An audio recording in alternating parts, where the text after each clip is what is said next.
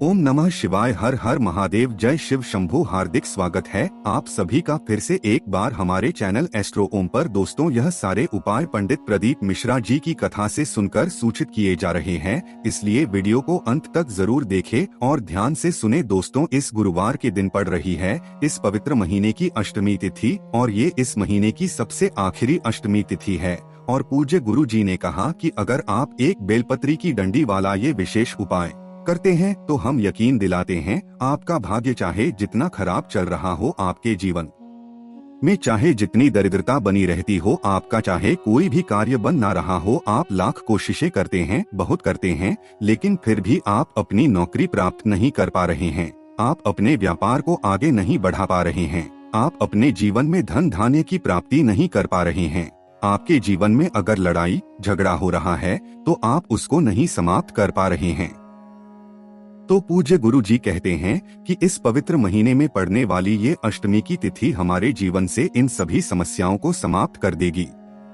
तो चलिए जानते हैं इस विशेष उपाय के बारे में, लेकिन उससे पहले एक प्रार्थना। अगर आप चैनल पर नए हैं कृपया चैनल को सब्सक्राइब अवश्य कर लें। देखिए, अगर आप पूज्य गुरु जी की शिव महापुराण की कथा सुनते हैं तो आप सभी को पता होगा कि पूज्य गुरु जी हमेशा ही अष्टमी की तिथि को बहुत ही विशेष मानते हैं और इस पवित्र महीने में ये अष्टमी की आखिरी तिथि पड़ रही है, इसलिए आपको ये विशेष उपाय करने से बिल्कुल भी नहीं चूकना चाहिए। देखिए, इस वीडियो में हम पूज्य गुरुजी द्वारा बताए गए दो विशेष उपायों के बारे में बात करेंगे। ये दोनों ही उपाय आपके जीवन में चल रहे प्रत्येक समस्या को खत्म करने के लिए होंगे, आपके व्यापार को, आपकी नौकरी को बढ़ाने के लिए होंगे, वह आपके जीवन में सुख समृद्धि और वैभव की प्राप्ति करवाने के लिए होंगे। चलिए बात करते हैं गुरुजी द्वारा बताए गए पहले खास उपाय के बारे में। के लिए आपको एक लोटा जल ले लेना है। लोटा आप तांबे का ले लीजिएगा और जल आप अपने किचन से ले लीजिएगा। फिर इसके बाद आपको थोड़ा सा शहद ले लेना है। आपको सिर्फ और सिर्फ एक बूंद शहद लेना है। देखिए, शहद का उपाय अगर हम गुरुवार के दिन करते हैं तो इससे महादेव तो प्रसन्न होते ही हैं और अष्टमी की इस विशेष तिथि में भगवान नारायण की कृपा हमें विशेष रूप से प्राप्त होती है।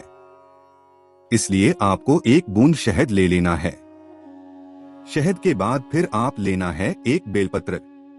बेलपत्र आप सभी जानते हैं कि माता पार्वती के आंसुओं से उत्पन्न हुई है, इसलिए महादेव को बहुत ही प्रिय होती है। अगर आपके पास बेलपत्र नहीं है तो आप शिवालय जाकर शिवलिंग के ऊपर चढ़ी हुई बेलपत्र को उठाकर जल से शुद्ध करके फिर उसका भी इस्तेमाल कर सकते हैं। बस आपको एक बात का ध्यान रखना है कि बेलपत्र कहीं से भी कटी नहीं होनी चाहिए और बेलपत्र की डंडी के आखिर में जो होती है यानी जो डंठल होता है भी नहीं होना चाहिए, उसको तोड़कर आप अलग कर लेंगे। अब सिर्फ ये 3 सामग्री लेकर आपको पहुंच जाना है शिवालय। इस अष्टमी की तिथि में सुबह से लेकर शाम तक किसी भी समय आप ये उपाय कर सकते हैं। अगर आपके पास शाम को प्रदोष काल के समय टाइम है तो आप उस समय ये उपाय कर लीजिए, नहीं तो फिर पूरे दिन में किसी भी समय कर सकते हैं। अब देखिए, सबसे पहले जब आप शिवालय पहुँच जाएंगे तो आपके पास जो एक बेलपत्र है, उस बेलपत्र की बीच वाली डंडी पर बेलपत्र की जो 3 पत्तियां होती है, उन तीनों पत्तियों को जो डंडी जोड़ती है, देखिए सामने आपको गोल गोल घेरे में समझाने का प्रयास किया जा रहा है। ये जो बीच वाली डंडी होती है जो तीनों पत्तियों को जोड़ती है, इसी डंडी में आपको ये एक बूंद शहद लगा देना है। आपको अपने दाहिने हाथ यानी अपने राइट हैंड की तीसरी उंगली से, जिसे हम लोग अनामिका उंगली कहते हैं, इस अनामिका उंगली से इसी स्थान पर आपको शहद लगा देना है।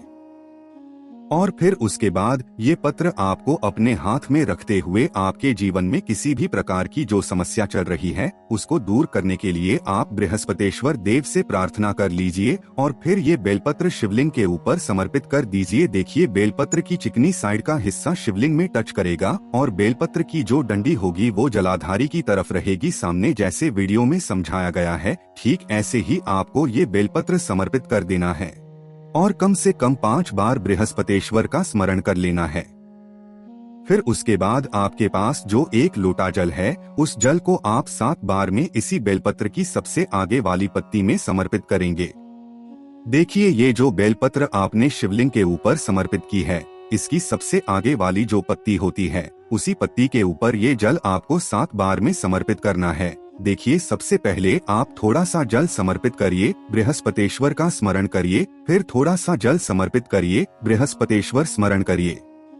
ऐसे ही आपको 7 बार में थोड़ा थोड़ा करके ये पूरा जल समाप्त कर देना है और 7 बार बृहस्पतेश्वर महादेव के नाम का स्मरण कर लेना है। उसके बाद शिवलिंग के सामने बैठकर आप कम से कम 11 बार या 21 बार या 51 बार श्री शिवाय नमस्तुभ्यं मंत्र का स्मरण करते हुए यानी मंत्र का जाप करते हुए आपके जीवन में जो समस्या है, जो अभी आपने बोली है, उसका फिर से स्मरण कर लीजिए। बृहस्पतेश्वर महादेव से उस समस्या को दूर करने फिर से प्रार्थना कर लीजिए और फिर वापस अपने घर आ जाइए।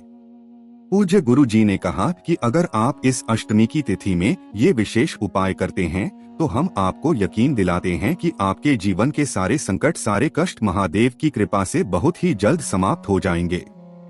अब इसके बाद बात करते हैं पूज्य गुरु जी द्वारा बताए गए दूसरे खास उपाय के बारे में। देखिए, ये उपाय भी आपके पहले उपाय की तरह ही है। जो लोग पहला उपाय ना कर पाए वो दूसरा उपाय कर सकते हैं।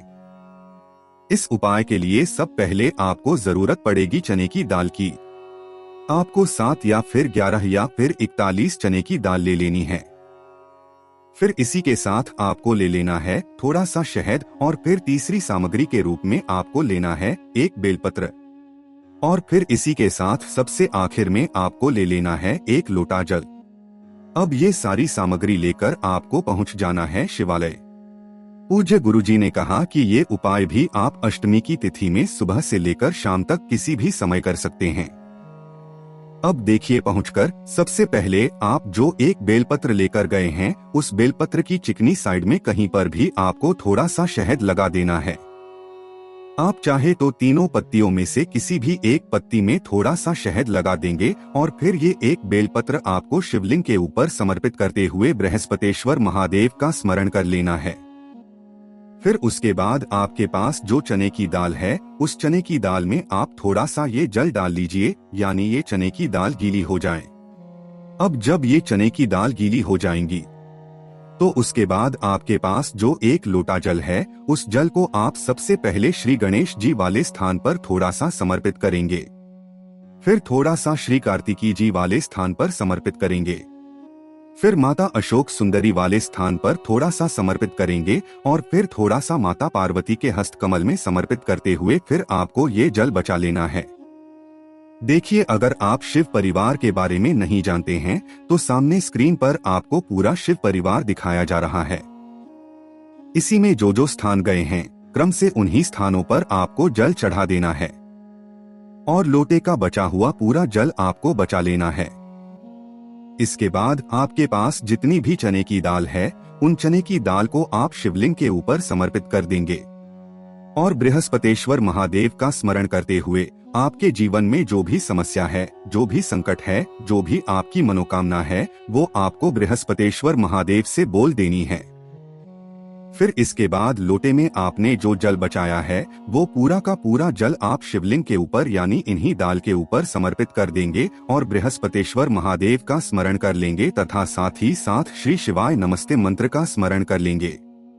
पूज्य गुरु जी ने कहा कि अगर आप इस गुरुवार के दिन पढ़ने वाली अष्टमी की तिथि में ये विशेष उपाय करते हैं तो यकीन मानिए आपकी जीवन से सारी समस्याओं का अंत होगा और आपको भी धन, संपत्ति, वैभव, मान, सम्मान इन सभी की प्राप्ति होगी। तो दोस्तों, ये थे पूज्य गुरु जी द्वारा बताए गए 2 बहुत ही खास उपाय। अगर आपको जानकारी हो तो वीडियो लाइक करिएगा। मिलते हैं फिर एक नए वीडियो के साथ। ओम नमः शिवाय। हर हर महादेव। जय शिव शंभू।